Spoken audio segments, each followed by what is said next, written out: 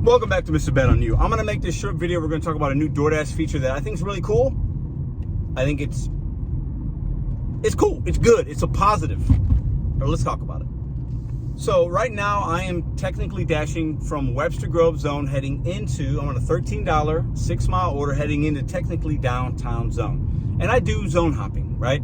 And I can dash now anytime. So when I hop a zone, if the money's right, I could always just end my dash or start a new one, whatever. But right now, DoorDash, this happens when you switch zones for me. And it asks you, would you like to switch zones without ending a dash?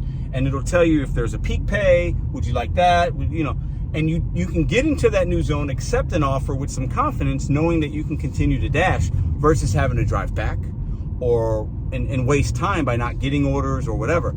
I think it's pretty cool. I wanted to show you guys that. Let me know what you think down in the comments down below. A few other small things about that. So have you guys seen this in your market? What do you think about it? Why do you think DoorDash does it? Do you think they're filtering drivers to certain zones? Do you think there's a negative with this? Is it all positive? Have you used it? Let me know in the comments down below. Like I said, I zone hop. So for me, it's not a big difference because I'm able to dash now, but I don't have to turn the app off. I just leave it on, switch zones. It gives you the option if you don't want to switch the zone, you don't have to. You could go back to your zone that you were in. Maybe it's far away, maybe it's not. I think that will vary depending on your market and how far into that zone you went from the previous zone. But I think it's a pretty cool thing. I'll put some screenshots here, or I have already, of what that looks like. Let me know if you see this in your market and how you will use it to your advantage. Now, for me, a couple tips. So if you're a driver that cannot dash now, and you open up your interface of your DoorDash app, and you're in, for example, I use my zone, Webster Grove. It's the zone I live in. It's where I do 75 to 80% of my DoorDashes in Webster Groves. And when you open up that interface, you might see peak pay on a zone below you, to the left of you, right of you, north of you, whatever, right? You might see some peak pay, but I don't want to dash now because I'm going to make money. I don't want to go there. But if you get a good order like this one, and it's taking you to that zone, right?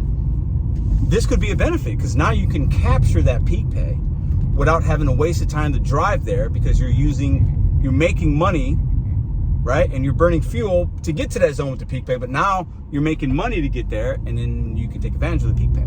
So I think that's a good thing. Also, I think this feature could benefit the downtime.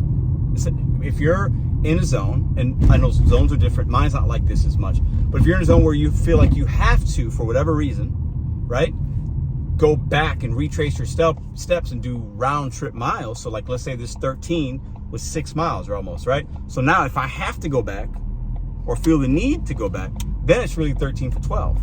But being able to just switch zones, capture the peak pay or not, without having to worry about getting back on the schedule, pausing myself, whatever, saves me time, and time is money. So I think that's a benefit. Now, the one negative I see with this, sometimes DoorDash, I think, will push you maybe in a zone where they want drivers because there's not enough, the peak pay's there, but it's slow.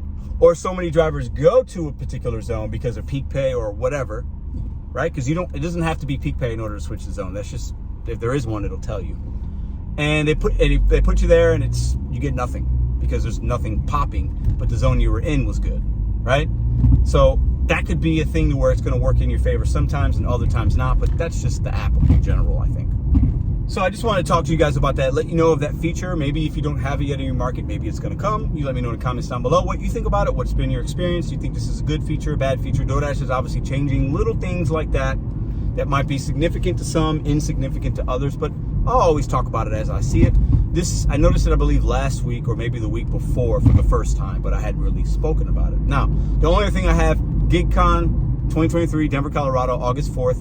Check the pinned comment and the description box for the link. Grab your ticket.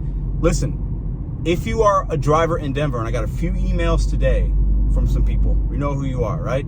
If you're a driver in Denver and you're part of a Facebook group or you see local drivers, let them know about this conference. All drivers in Denver, email me at mr.betonYou81@gmail.com, or go to the site. You can message us in there if you scroll all the way to the bottom.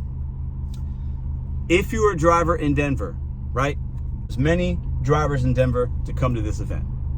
If you want to buy a ticket to support, because you're going to get swag, you're going to get free lunch, you're going to get entertainment, you're going to get all kinds of stuff. $10 isn't a whole lot.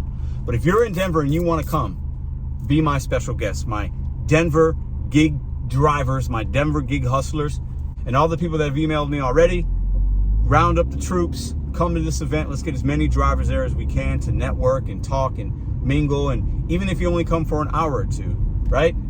All Denver drivers, since it's in your backyard, just come and have a good time with us. See you guys tomorrow.